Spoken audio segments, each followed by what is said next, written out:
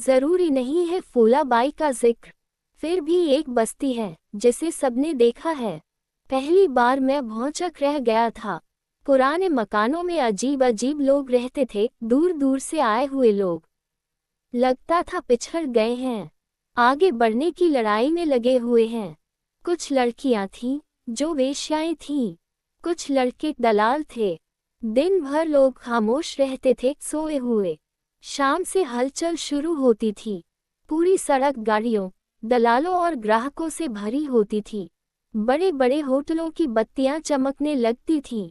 इनमें 5 या 3 तारे होते थे या किसी में कोई तारा नहीं होता था। तारे दिखाई नहीं देते थे, हम उन्हें सिर्फ महसूस कर सकते थे। दूर दूर देशों के लोग यहाँ आते थे। देखकर पता चलता था कि गोरे हैं, अरब हैं। लोग खास तौर पर अरबों के आने का रास्ता देखते थे। दुकानों, होटलों, लड़कियों और दलालों को अरबों का इंतजार होता था। भिखारियों, बाजीगरों, हिजड़ों को भी अरबों का इंतजार होता था। अपने अपने कमरों की ऊंचाइयों से अरब लोग नीचे की दुनिया को देखा करते थे। यहाँ हिजड़े नाचते थे, बाजीगर खेल दिखाते थे, भिखारी औरतें बच्चे भीख मांगते थे, नतों के बच्चे सकस करते थे। हर खेल के बाद एक ही सवाल होता था, गरीब, भूखा, पेट के लिए खाना, अल्लाह, रफीक, रहम कर। सूखे दुबले फतेहाल हिंदुस्तानी अपना खाली पेट पीटते थे। औरतें काले बीमार बच्चे दिखाती थीं। अरब, रफीक, रहमदिल अल्लाह के नाम पर ऊपर से नोट फेंकते थे। दुबले काले इंसान उन पर टूट पड़ते थे। सब में समझौता हो गया था। नोटों को लेकर लड़ाइयाँ होती थीं, फिर नहीं होती थीं, लेकिन फिर और मांगते थे। अल्लाह के नाम पर रफीक, रहमदिल। अब अरब सिर्फ हंसते थे, कभी कभी कागज के टुकड़े फेंकते थे। भीड़ एक बार फिर दौड़ पड़ती थी। हम सब लोग खुश थे। यहाँ रहना जरूरी था। सारी दौलत यही थी, सब कुछ यही था, सिर्फ रहने की जगह नहीं थी। इसका भी इंतजाम हो गया था। एक कोना था, एक खाट काफी थी। यही मैंने फूलाबाई को देखा था। 55 या 60 साल की थकी हुई काली औरत, बालों में बदरंग खिजाब लग गया था। बालों की जड़ें सफ़ेद हो रही थीं। कई जगह सफ़ेद बाल छूट भी गए थे। आते जाते एक बार उसने मुझे गौर से देखा था, दूसरी बार मुस्कराई थी, तीसरी बार उसने आंख मार दी थी। मुझे क्या हुआ था मालूम नहीं, शायद मैं घबरा गया था। इससे पहले किसी औरत ने ऐसा नहीं किया था। उस दिन से मैं होशियार हो गया था। आते जाते हमेशा दूसरी तरफ देखता था, लेकिन फिर भी चीज़ें ठीक नहीं हो रही थी। किसी न किसी तरह फूला सामने आ जाती थी और ज़्यादा बनी ठनी और ज़्यादा थकी हुई। ज़रा सा खांसती, फिर आंखों के कोनों से ताकती, वही मुस्कुराहट। मैं परेशान हो गया था, मगर लोग अब भी उसी तरह चल रहे थे। सूरज समंदर में डूब जाता था। पुराने मकानों में लड़कियां बन ठन कर तैयार हो जाती थीं। टैक्सियां या कारें होटलों में पहुंचा देती थीं। सामने की बड़ी इमारत की बत्तियां चमकती रहती थीं। अमीर हिंदुस्तानियों और अरबों की गाड़ियां वहां जरूर आती थीं। यह इमारत होटल नहीं थी। इसके फ्लैटों में शरीफ लोग रहते थे, लेकिन लड़कियां वहां भी होती थीं। दलाल वहां भी घूमते थे। मैं अक्सर उकता जाता था। समुंदर की लहरें भी दिल नहीं बहलाती थी। गांधी की मूर्ति आंखें बंद किए मुस्कुराती रहती थी। प्रेमी लोग लिपटते रहते थे। भिखमंगे, हिजड़े, दलाल, ठेले वाले, सब अपना काम करते रहते थे। मगर मुझे क्या तकलीफ थी मालूम नहीं। इस समय मुझे फूलाबाई का ख्याल आ जाता था। बड़ी इमारत के एक फ्लैट से कोई अक्सर यही नाम पुकारता था। फूला फौरन अंदर चली जाती थी। अंदर शायद काम करती थी, फिर बाहर आ जाती थी। एक बीड़ी लेकर बैठ जाती थी, लेकिन फौरन ही फिर पुकार होती थी। दम लेने की फुर्सत भी नहीं मिलती थी। दुकानों से सामान ले लेकर अंदर पहुंचाती थी। होटल से चाय, दुकान से पान सिगरेट वगैरह। उकता कर कभी कभी मैं सोचता था कि मेरी सही जगह क्या है। इस भीड़ में मुझे किस तरफ जाना है। क्या मैं भी आगे बढ़ूं और दलालों की दुनिया में शामिल हो जाऊं? गांधी की मूर्ति के पास अरबों और अमीरों के सौदे पटाना शुरू कर दूं? रात लेकिन हमेशा बहुत हो जाती थी। कभी आखिरी बस मिलती थी, कभी नहीं। जूते घसीटता हुआ मैं पैदल उस ठिकाने पर पहुंच जाता था जहां मेरी खटिया थी। पार्टनर कभी ड्यूटी पर होता था, कभी सोता रहता था। इधर जब से वह घर गया था, रात को लौटने पर खोली मुझे काटने दौड़ती थी। जितना ज्यादा हो सकता था, मैं बाहर रहता था। इस समय जब मैं स्टेशन से बाहर आया, आखिरी बस जा चुकी थी। घड़ी में 1:30 बज रहे थे। खाली रास्ते पर मैंने चलना शुरू कर दिया था। दारू के अड्डे खुले थे। मीट अंडे के खोमचों के पास भीड़ थी। रंडियों की तलाश अब भी जारी थी। ठिकाने पर पहुंचते 2-2:30 बज गए। सारी जगह सुनसान लगती थी। सिर्फ फ्लैटों की बत्तियां जल रही थीं। शायद कोई नशे में चीख रहा था। अंधेरे गलियारों से जब मैं गुजरा तो लगा कि कोई खड़ा है। फूला बाई थी। मैं पहचान गया। पल भर रुक कर मैं आगे निकल गया। लेकिन चाबी मेरे पास नहीं थी, शायद कहीं गिर गई थी या कहीं रह गई थी। मैं समझ नहीं पाया कि क्या करूं। देर तक वहीं खड़ा रहा। फिर बाहर आ गया, फिर अंदर चला गया। इस तरह 2-3 चक्कर हो गए। मुझे देखकर अब कुछ कुत्तों ने भौंकना शुरू कर दिया। इस समय फूला बाई अंधेरे से उजाले में आ गई। मैंने देखा कि चेहरे पर बहुत सा पाउडर लगाया गया था। बदरंग बालों में मुरझाया हुआ एक गजरा अटका हुआ था। एक अजीब सी साड़ी पहनी थी, जो न जाने कब नरी रही होगी। पहली बार मुझे मालूम हुआ कि फूला भी रोज रात शायद ग्राहक तलाश करती थी। पहली बार उसने मुझसे कहा, क्या हो गया, चक्कर क्यों लगाते हो? मेरी समझ में नहीं आया कि क्या करूं। फिर भी मैंने कहा, मेरी किल्ली गुम हो गई। खोली पे लॉक है। इस समय रात पूरी तरह सुनसान थी। बड़ी इमारत के मसाज पार्लर से निकलकर कोई बड़ा आदमी कार का दरवाजा खोल रहा था। हल्के उजाले में फूला चुपचाप खड़ी रही। मैं चलने लगा तो बोली, जरा रुको तो। कैसा ताला है तुम्हारा? हिचकिचा कर मैंने उसे ताले के बारे में बताया। बोली, ऐसा करो, हमारी किल्ली लगा के देखो ना। उसकी चाल में लड़खड़ाहट थी। जब इमारत से लौटी तो हाथ में चाबियों का गुच्छा था। मैंने कई चाबियां लगाईं, एक भी नहीं लगी। फिर उसने कोशिश की, चाबियों पर चाबियां बदलती रही। पता नहीं कैसे ताला खुल गया। मैं पल भर वैसे ही खड़ा रह गया। अंदर जाकर बत्ती जलाई। अपने आप ही फूला अंदर आ गई। इस समय मेरी हिम्मत नहीं हो रही थी कि उसकी तरफ देखूं, लेकिन मैं उसे देखने लगा। वह चेहरा उस उजाले में और भी काला थका बूढ़ा लग रहा था। बालों का बदरंग हिजाब, झुर्रियों पर पाउडर की परतें और पुती हुई लाली। मुझे क्या लगा मालूम नहीं। शायद बहुत बुरा लगा, शायद थोड़ा दुख हुआ। फूला बोली, मैं तुमको आते जाते रोज देखती। अब उसके होंठ धीरे धीरे कांपने लगे। मुंह के कोनों में लार इकट्ठा हो गई। रुककर बोली, तुम की नहीं, मेरी को बहुत अच्छे लगते। एकाएक ही मैं कुछ बोल नहीं सका। अजीब सी चुप्पी पल भर छाए रही। अब फूला संभल गई। बोली, तुमको लगता कि मेरी उम्र बहुत जास्ती नहीं क्या? पर मैं सच्ची बोलती, मेरी उम्र जास्ती नहीं है। मुझे मालूम नहीं था मैं क्या कहूँ। फिर भी मैंने कहा, नहीं, ये बात नहीं। तुम मेरे को गलत समझा। मैं ऐसा आदमी नहीं हूँ। उसी तरह फूला ने कहा, नहीं, सब आदमी लोग कमती उम्र की छोकरी से मोहब्बत करते।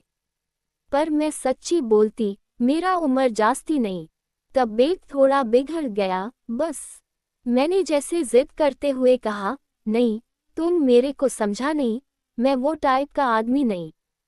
मैं तुमको बहुत अच्छा समझता, पर बोलते बोलते मैं रुक गया। मालूम नहीं क्या कह देता। फूला जैसे और संभल गई। बोली, देखो ना, मैं तुमको बहुत पसंद करती। आते जाते हमेशा देखती। तुम अकेले, मैं अकेली, मैं तो अकेली, मैं तो तुमको बोली तो मोहब्बत करती। और भी जास्ती मोहब्बत करूंगी। क्यों? तो इस वास्ते कि मेरे को भी मोहब्बत मांगता, थोड़ा हेल्प मांगता। सुनसान रात के 3 बजे एक अकेले कमरे में फूला मुझसे मोहब्बत और हेल्प की भीख मांग रही थी। उसके लिपे पुते चेहरे पर अचानक इतनी बेबसी दिखाई दी कि मुझे बहुत तकलीफ हुई। लेकिन मैंने कहा, नहीं बाई, तुम मेरी बात समझो।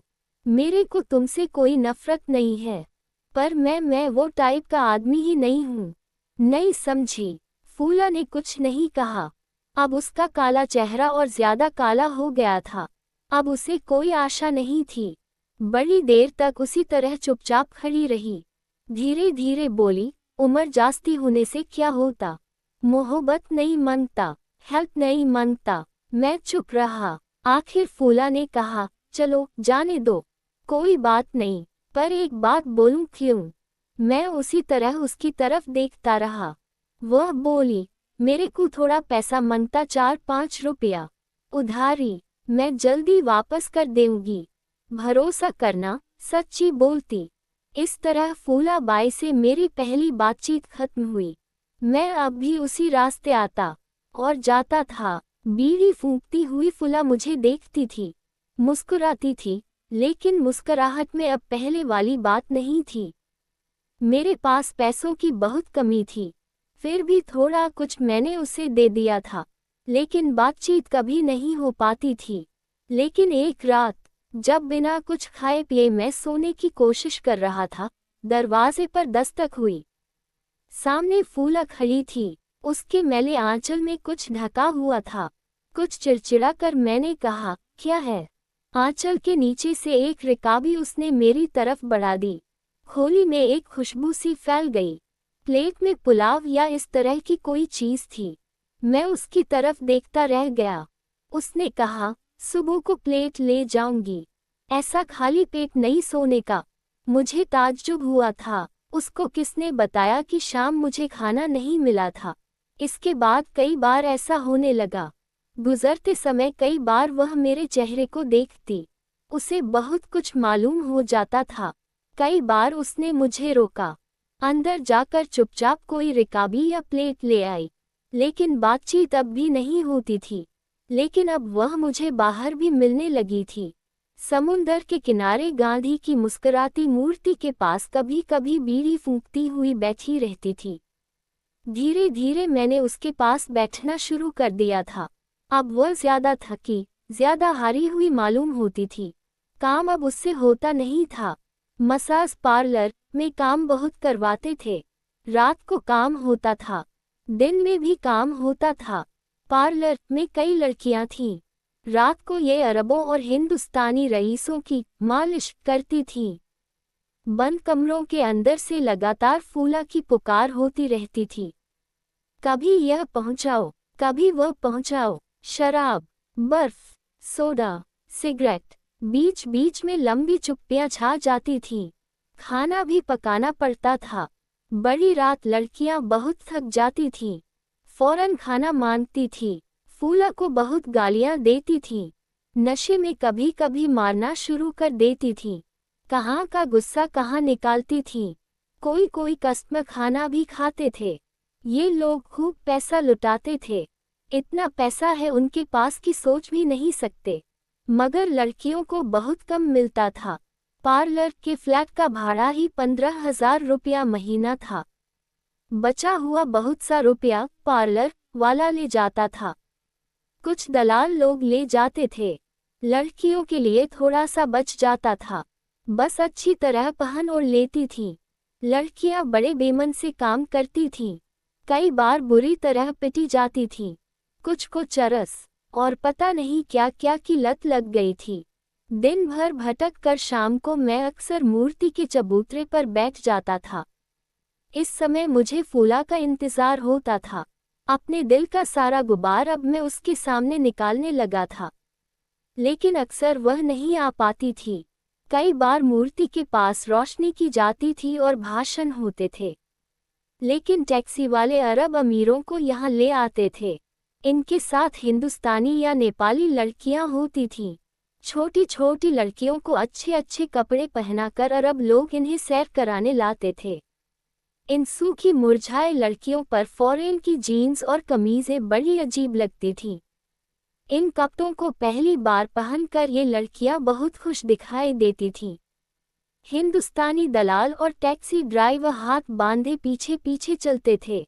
बीच बीच में छोटी लड़कियों को डांट डांट कर बताते रहते थे कि कैसी हरकत करनी चाहिए और कैसी नहीं।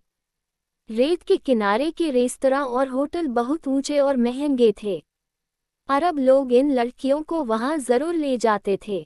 उस समय ऐसे खाने को पहली बार देखकर इन लड़कियों के आंखों में पता नहीं कैसी चमक आ जाती थी। फिर इस तरह खाती कि बस देखते ही बनता था। अरब लोग इन लड़कियों को बहुत खुश करते थे। कभी घोड़ों पर बिठाते, कभी ऊंट पर। तरह तरह से इनकी रंगीन तस्वीरें उतरवाते थे। इतनी खुशियां एक साथ पाकर ये छोटी छोटी लड़कियां उछल उछल कर कभी यह मांगती थीं, कभी वह। ये सब देख देख कर फूला को बहुत गुस्सा आता था। एक दिन झल्ला कर बोली, सुनते क्या? एक दिन इनका भी वही हाल होगा जो मेरा हो रहा है। मेरे को भी ये सब में बहुत मजा आता था। अचानक फूला जैसे रुआसी हो गई। हो सकता है ये सही हो। शायद कभी फूला का भी एक जमाना रहा हो।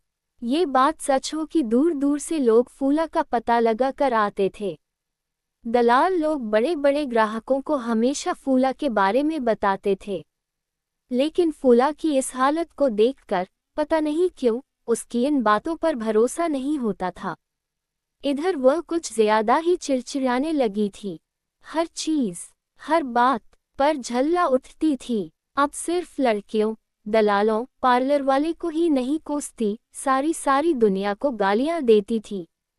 एक शाम जब सूरज को डूबे काफी समय बीत गया था, गांधी की मुस्कुराती मूर्ति के पास हम दोनों बैठे थे।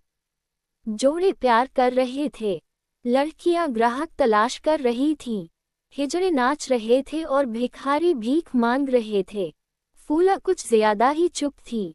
मैं भी चुपचाप तमाम लोगों को देख रहा था जो बहुत खुश दिखाई दे रहे थे। अचानक मैंने महसूस किया कि फूला मेरे पास सरक आई है, लेकिन मैं अनजान बना रहा। वह कुछ और पास आ गई। उसके शरीर का इतना पास होना मुझे कुछ ज्यादा तकलीफ देने लगा। फिर भी मैं बैठा रहा। अब उसने हाथ मेरे कंधे पर रख दिया और बोली, ऐसा क्या करते? चलो ना, अपुन चलेगा। किधर भी? अपुन मोहब्बत करेगा। मैं अब भी उसी तरह बैठा रहा। उसका मुंह अब मेरे बहुत करीब आ गया था। उसने कहा, सच्ची, मैं तुमको बहुत मोहब्बत करती। बहुत? ऐसा क्या करते? चलो ना भी। अब मैं उठकर खड़ा हो गया। मैंने कहा, एक बार बोला ना तुमको, मैं वो टाइप का आदमी नहीं हूँ। समझ में नहीं आता क्या? मेरी आवाज में शायद कुछ गुस्सा था। पल भर वह उसी तरह बैठी रही, फिर खड़ी हो गई। इस समय मैंने महसूस किया कि वह बहुत ज्यादा गुस्से में है। उसका काला चेहरा उस धुंधले अंधेरे में कांपने लगा। बहुत ही नंगी गालियां देकर वह बोली, जा रे साला, जा जा, तू क्या मोहब्बत करेगा? हिजड़ा, तेरा बाबा भी मोहब्बत नहीं कर सकता। साला, कलेजा मांगता, कलेजा, मोहब्बत के वास्ते। साला, तेरा बाप भी कभी किया। तू तू तू तो। इसके बाद नंगी गालियों की कोई हद नहीं रही। मैं चुपचाप उसे देखता रहा। मेरे मन में अब कोई गुस्सा नहीं था। उन गालियों का मुझे बुरा भी नहीं लग रहा था। उसे देखकर मुझे कुछ तकलीफ हो रही थी। वह बोलती रही, मैं सुनता रहा। वह थक गई, लड़खड़ाती हुई चली गई। मैं उसी तरह धुंधले अंधेरे में खड़ा रह गया। सागर की लहरों के थपेड़े पास आते गए और लोगों का शोर कम होता गया। लेकिन अब भी मेरी समझ में नहीं आया कि क्या करूं। लेकिन इसके बाद फूला ने मेरी तरफ देखना बिल्कुल बंद कर दिया। कई बार मैं पास से गुजर जाता था, फिर भी वह मेरी तरफ नहीं देखती थी। क्या वह मुझसे हमेशा नाराज रहती थी? मुझे ऐसा नहीं लगता था। लगता था कि कोई सवाल है, शायद जिंदगी का सवाल। इस सवाल से अब वह अकेले ही लड़ेगी। अब उसे किसी की जरूरत नहीं है। मैं भी उसके लिए बेकार हूँ, या शायद बहुत थक गई है। अब किसी को देखना, किसी से बोलना उसे अच्छा नहीं लगता। लेकिन मैं फूला से बोलना चाहता था। एक दिन मैं बहुत ज्यादा दुखी हो गया था। इधर दफ्तरों और कंपनियों में लोगों को सिर्फ 6 महीनों के लिए काम पर रखा जाता है। इससे काम करने वाले हमेशा टेम्परेरी रहते हैं। उनके परमानेंट होने का कोई खतरा नहीं होता। हर 6 महीने के बाद उन्हें काम से अलग कर दिया जाता है। इसके बाद नया अपॉइंटमेंट दिया जाता है। इस बार कंपनी ने मुझे नया अपॉइंटमेंट देने से इनकार कर दिया। अचानक ही मैं बेकार हो गया। इतना परेशान मैं पहले कभी नहीं हुआ था। लगा कि खूब रोऊं। उस दिन बहुत मन हो रहा था कि फूला से सब कुछ कह दूं, लेकिन मूर्ति के चबूतरे पर आना उसने बंद कर दिया था। लौटते समय रास्ते में मिली जरूर, लेकिन देखकर भी मुझे अनदेखा कर दिया। मैं वहां से बार बार गुजरा, मगर उसने मेरी तरफ देखा तक नहीं। उस समय मुझे उस पर गुस्सा भी आया था। मेरा रूम पार्टनर हमेशा सोता रहता था। उसकी ड्यूटी हमेशा रात को रहती थी। मेरी उसकी बातचीत बहुत कम हो पाती थी। अब मैं अकेला ही सागर किनारे दूर दूर तक घूमता रहता था। इस इलाके में नई नई और ऊंची ऊंची बिल्डिंगें खूब बन रही थीं। हम लोग इन्हें बस देख सकते थे। मैंने सुना था कि बिल्डर लोग एक एक फ्लैट के कई कई लाख रुपए लेते हैं। बहुत से बड़े बड़े स्मगलर लोग बिल्डर बन जाते हैं। बहुत से लोग लाखों रुपए देकर ये फ्लैट खरीदते हैं, फिर लाखों रुपए खर्च कर इन फ्लैटों को सजाते हैं। ये सारी बातें सुनता था, लेकिन मुझे भरोसा नहीं होता था। मैंने ये भी सुना था कि लोग बहुत जल्द अमीर हो जाते हैं। इस बात पर भी मुझे भरोसा नहीं होता था। इन दिनों मेरे मन में फूला से बात करने की बड़ी इच्छा होती थी। दिन भर धक्के खाकर शाम जब मैं लौटता था, तो हर रोज मेरे पास एक नई कहानी होती थी। ये कहानियां अक्सर निराशा, बेइज्जती और दुख की कहानियां होती थीं। काम मिलना बड़ा मुश्किल हो रहा था। हर जगह अपने अपने लोगों को काम दिया जा रहा था। ये सब कहानियां मैं पहले की तरह ही फूला को सुनाना चाहता था, लेकिन अब फूला ने दिखाई देना भी बंद कर दिया था। एक दिन जब मैं लौटा तो बहुत खुश था। अगले 2-4 दिनों में मेरा काम पर लगना पक्का हो गया था। उम्मीद थी कि इस बार 6 महीने वाली नौकरी नहीं होगी, पक्का हो जाने की पूरी आशा थी। मैं इतना खुश था कि किसी भी हालत में फूला से बात करना चाहता था। काफी रात तक मैं मूर्ति वाले चबूतरे पर बैठा रहा। मेरे सामने हंसते खेलते लोग गुजर गए। मेरे सामने सूरज पानी में डूब गया, लेकिन फूला नहीं आई। यह कोई नई बात नहीं थी। रात तक बैठकर मैं वहां से उठ गया। इमारत के सामने से गुजरते गुजरते कई बार मैंने उधर देखा। फूला कहीं दिखाई नहीं दी। ये भी कोई नई बात नहीं थी, लेकिन इस बार मुझे कुछ अजीब सा लगा। मुझे फिर ख्याल आया कि पिछले कई दिनों से मैंने उसे नहीं देखा है। क्या हुआ? क्या वह कहीं और चली गई? इस ख्याल से मैं कुछ परेशान हो गया। मैं किसी से फूला के बारे में पूछना चाहता था, लेकिन यहाँ कोई किसी से बात ही नहीं करता था। 2-3 दिन और गुजर गए। मसाज पार्लर की बत्तियां बड़ी रात तक चमकती रहती थीं। बार बार आते हुए जाते हुए मैंने ध्यान से देखा, फूला कहीं नहीं थी। मुझे मालूम हो गया फूला कहीं चली गई। शायद मुझे काफी बुरा लगा, लेकिन मैं ऊंची इमारतों में रहने वाले लोगों की बातें सोचने लगा। लाखों रुपए खर्च करने वाले लोगों की बातें सोचने लगा। स्मगलरों, बिल्डरों, अरब अमीरों के साथ घूमती छोटी लड़कियों, सभी की बातें सोचने लगा। लेकिन फूला के बारे में भी सोचता रहा। लेकिन एक रात एक और ही बात हो गई। मुझे लौटने में काफी देर हो गई थी। अगले दिन मुझे काम पर बुलाया गया था। मैं थका था, लेकिन काफी खुश था। आखिरी बस छूट जाने के कारण मैं पैदल चलकर ही ठिकाने पर पहुंचा था। जब मैं अंधेरी गली में दाखिल हो रहा था, मैंने देखा कि लॉन्ड्री की दुकान के तख्ते पर कोई औरत पड़ी है। मैं आगे निकल गया, लेकिन फिर लौट आया। हाँ, ये फूला ही थी। मैं कुछ समझ नहीं पाया। इस समय रात के 2 बज रहे थे। सड़क करीब करीब खाली ही थी। लड़कियां और दलाल जा चुके थे। मुझे लगा कि फूला सो गई है, लेकिन मैं फिर गुजरा और मुझे लगा कि नहीं, सोई नहीं है। शायद छोकरियों के साथ इसने भी बहुत शराब पी ली है। मैं अपनी खोली तक गया, ताला खोलने से पहले फिर लौट आया। अब मुझे लगा कि फूला बेहोश है। कुछ हिचकिचा कर मैंने आवाज दी, फूला, फूला बाय। कोई जवाब नहीं आया। अब मैं उसके एकदम पास पहुंच गया। मैंने उसे हिलाया और मुझे लगा कि फूला बहुत बीमार है। उसका बदन बहुत ज्यादा गर्म है और मुंह के चारों तरफ कई फैली हुई है। अचानक ही सब कुछ समझ में आ गया। शायद फूला कई दिनों से बीमार थी। मुझसे झगड़ते समय भी शायद बीमार थी। पार्लर वालों ने शायद आज उसे निकाल दिया।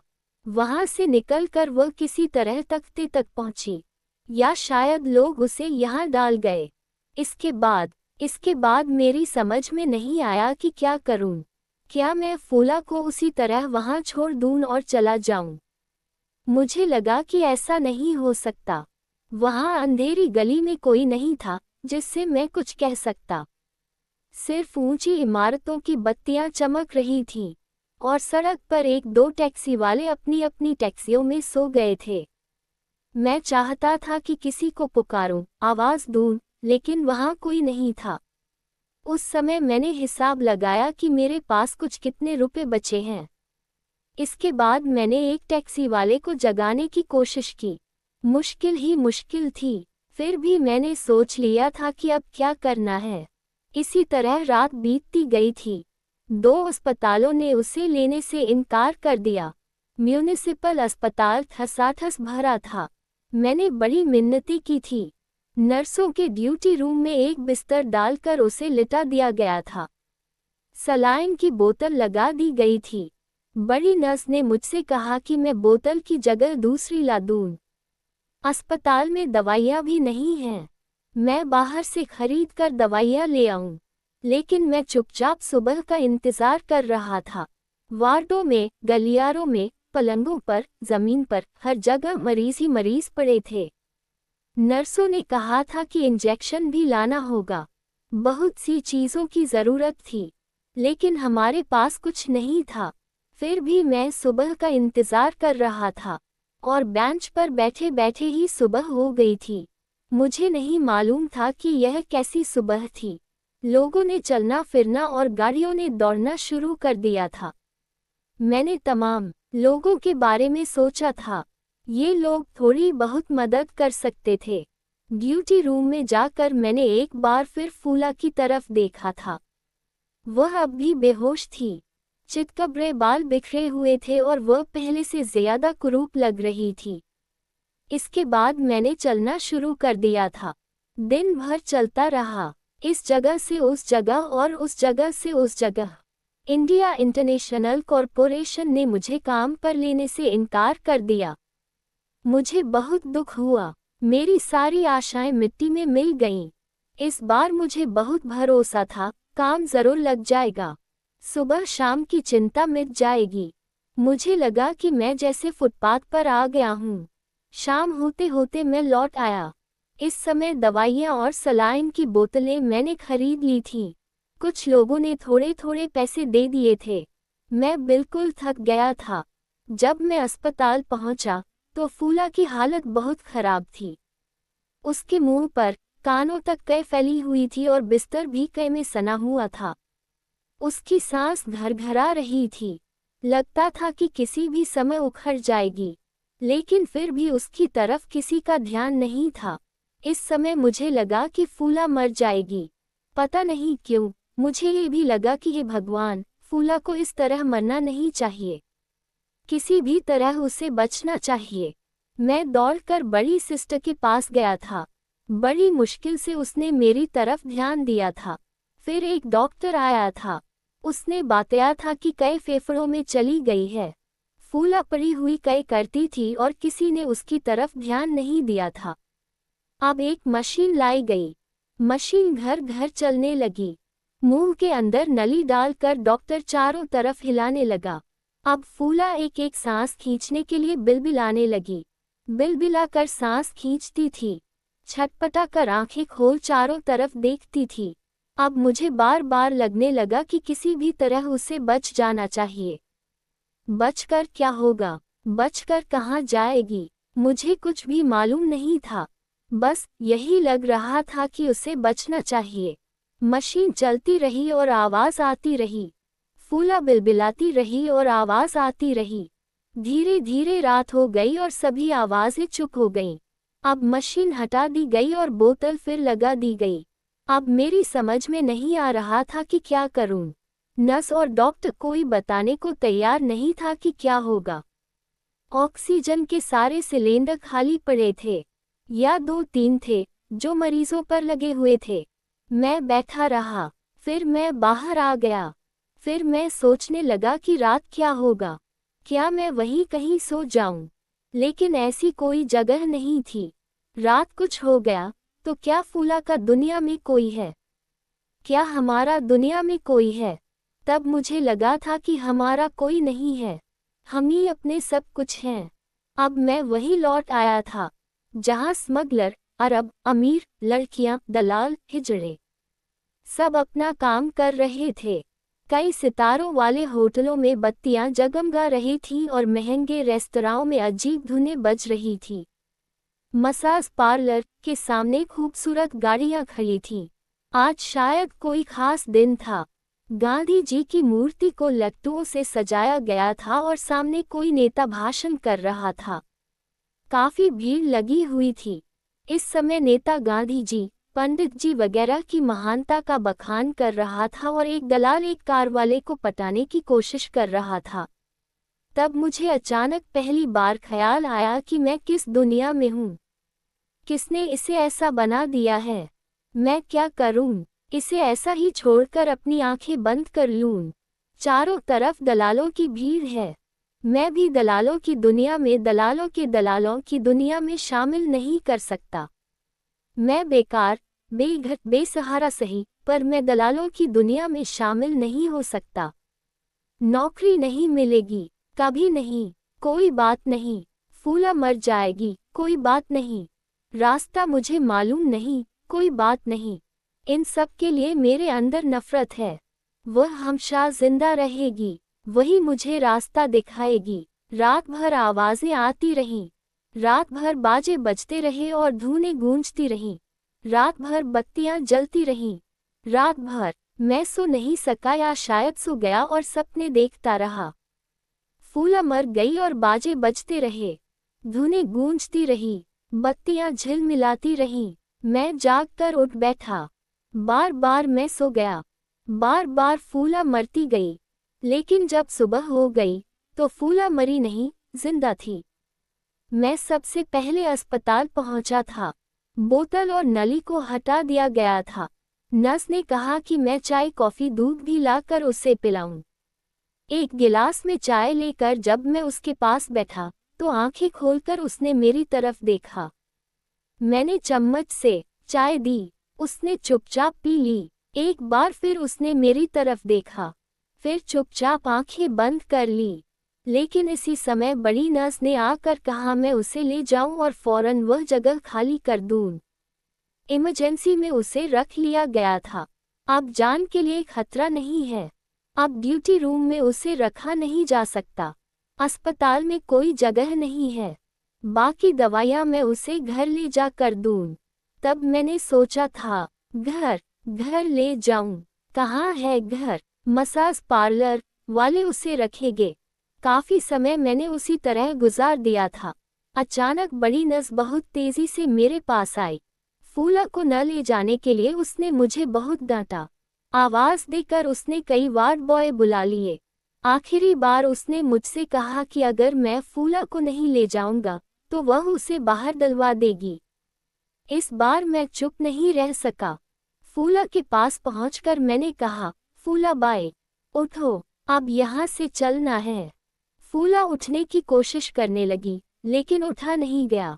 तब आगे बढ़कर मैंने सहारा दिया। किसी तरह उठकर बैठ गई, फिर सहारे सहारे खड़ी हो गई, फिर घिसट घिसट कर हम दोनों ने किसी तरह चलना शुरू कर दिया। घिसकते हुए हम अस्पताल के फाटक पर आ गए। अचानक वह ठहर गई। मैंने देखा कि कुछ कह रही है।